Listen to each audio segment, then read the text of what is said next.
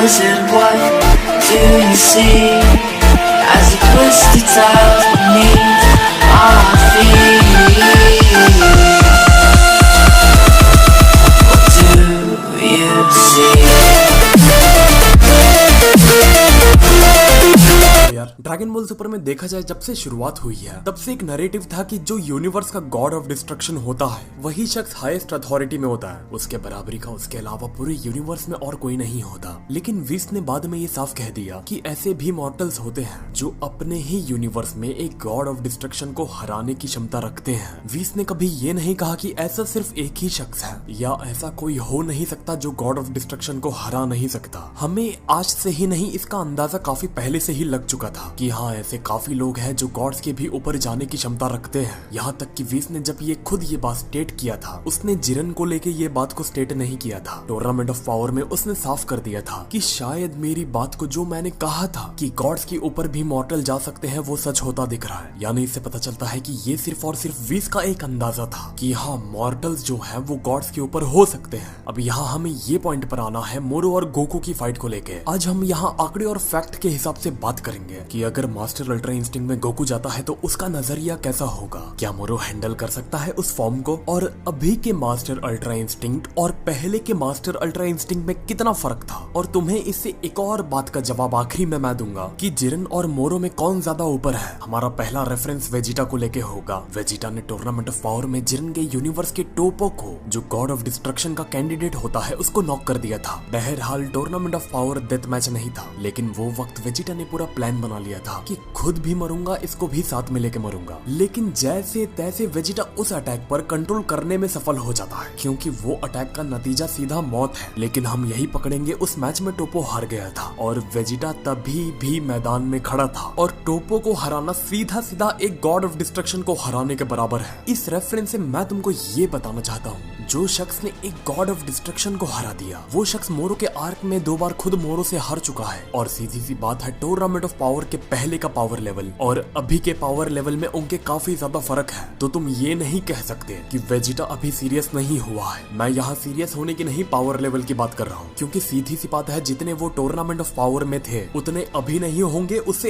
एक कदम ऊपर ही हो चुके होंगे। यही वेजिटा को वापस से अभी जो हम देख रहे हैं इसको पास्ट में भेज देंगे तो इसको और ज्यादा आसानी होगी। लेकिन एक कदम पहले से ऊपर आने के बाद भी हम साफ देख सकते हैं मोरो के सामने वो खड़ा नहीं हो पा रहा। वो शख्स जिसने गॉड ऑफ डिस्ट्रक्शन को नॉक किया टूर्नामेंट ऑफ पावर में उस ही शख्स को मोरो ने 2 बार नॉक कर दिया। यहाँ तुम इस रेफरेंस से समझ सकते हो कि हाँ मोरो इतना ऊपर है कि वो गॉड ऑफ डिस्ट्रक्शन के कैंडिडेट को तो हरा ही सकता है। अब मैंने और तुमने टूर्नामेंट ऑफ पावर को काफी नजदीकी से देखा है, मुझे शायद याद दिलाने की जरूरत नहीं, तुम भी सब अच्छे से जानते होगे कि जब जब भी गोकू का अल्ट्रा इंस्टिंक्ट आया है तब तब उसका स्टेमिना हमेशा खत्म होने पर आया। उसके सामने समझ लो हारने की नौबत आ जाती थी, खड़े होने की हिम्मत नहीं बचती थी उसमें। तब उसका अल्ट्रा इंस्टिंक्ट सामने आया है। पहली बार स्पिरिट बॉम्ब की मार लेने के बाद आया, दूसरी बार केफला ने उसे पूरा एग्जॉस्ट करके उसका वो फॉर्म बाहर निकाला और तीसरी बार सिर्फ 1 इंच के फासले से गोकू बाहर निकलने से बच जाता है। और वही नॉर्मल अल्ट्रा इंस्टिंक्ट में तुमको भूलना नहीं चाहिए, जब तीसरी बार उसका सिर्फ नॉर्मल अल्ट्रा इंस्टिंक्ट आया तो उसने कुछ देर के लिए ही सही लेकिन उसने जिरन को डोमिनेट किया था। अब फर्क यहाँ ये समझो वो अल्ट्रा इंस्टिंक्ट 0 स्टेमिना वाला अल्ट्रा इंस्टिंक्ट था, 100% स्टेमिना वाला नहीं। तो तुम ये नहीं कह सकते कि बाद में जिरन ने उससे सरपास कर दिया था। हम यहाँ चीजें फेयर रखेंगे, जिरन ने नॉर्मल अल्ट्रा इंस्टिंक्ट को बाद में सरपास तो किया, लेकिन ये नहीं हमें भूलना चाहिए कि वो अल्ट्रा इंस्टिंक्ट कैसे हालात में आया था। और मास्टर अल्ट्रा इंस्टिंक्ट भी मैं भी और तुम भी अच्छे से जानते हैं। विस ने साफ कर दिया था कि सबको ये सोच लेना चाहिए और ये पकड़ के चलना चाहिए कि अगर इस बार गोकू का मास्टर अल्ट्रा इंस्टिंक्ट गलती से भी चला गया तो ये मैच उधर ही तय हो जाएगा कि कौन हारेगा और कौन जीतेगा। विस ने ये तभी कहा ना क्योंकि वो भी अच्छे से जानता था कि ये अल्ट्रा इंस्टिंक्ट सिर्फ इमोशंस पर ट्रिगर हुए हैं, स्टेमिना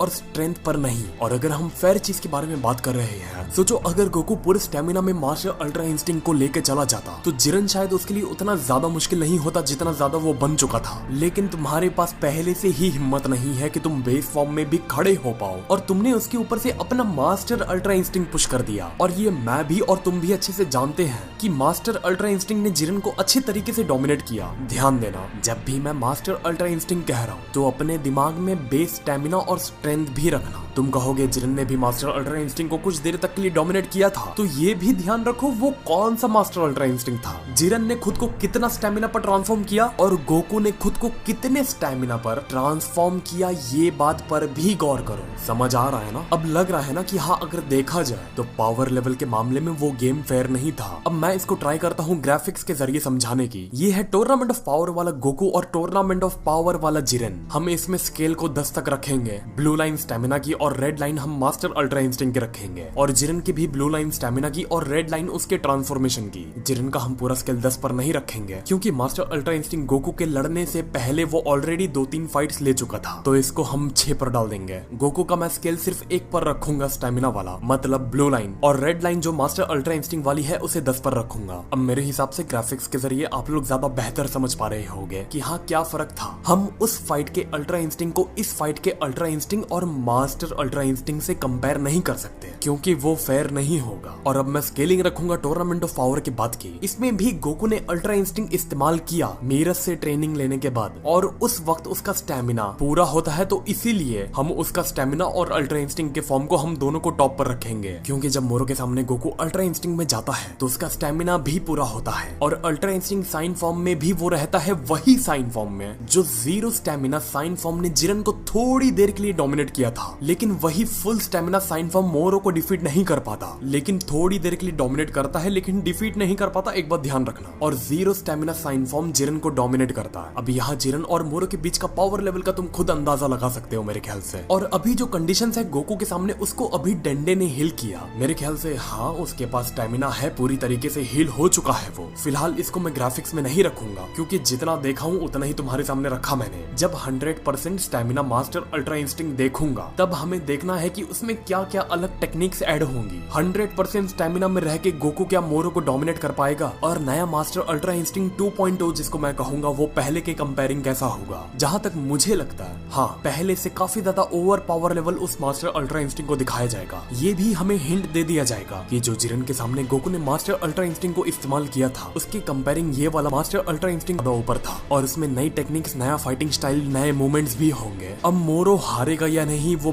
बता नहीं सकता मैं, वो आने वाली मांगा ही तय करेगी। लेकिन मैंने तुमको इस बात का अंदाजा दे दिया हूँ कि कितने चांसेस है मास्टर अल्ट्रा इंस्टिंक्ट में जाने के बाद मोरो को हराने के, और इस बात से ये भी अंदाजा लगा लो आंकड़े और फैक्ट के हिसाब से जो अभी मैंने रखा हूँ, जिसमें जिरन और मोरो कौन ज्यादा ऊपर हो सकता है। इसका जवाब आप मेरे कमेंट बॉक्स में लिख सकते हो। तो हाँ यार, आज के लिए बस इतना ही। मेरी उम्मीद है कि आप लोगों को अच्छे से समझ आया होगा। मैंने कोशिश किया कि ग्राफिक्स के जरिए तुमको और डिटेल में लेके जा सकूं। अगर समझ आए तो यार वीडियो को लाइक करो और कमेंट करके बताओ, और आने वाले अपडेट्स के लिए हमारे चैनल को सब्सक्राइब करो जिससे हम जल्दी से जल्दी 400K पर जा पाए। तो मिलते हैं फिर अगली वीडियो में एक और नए टॉपिक के साथ। तो नमस्ते, खुदाफिज, Sat Shri Akal and good bye.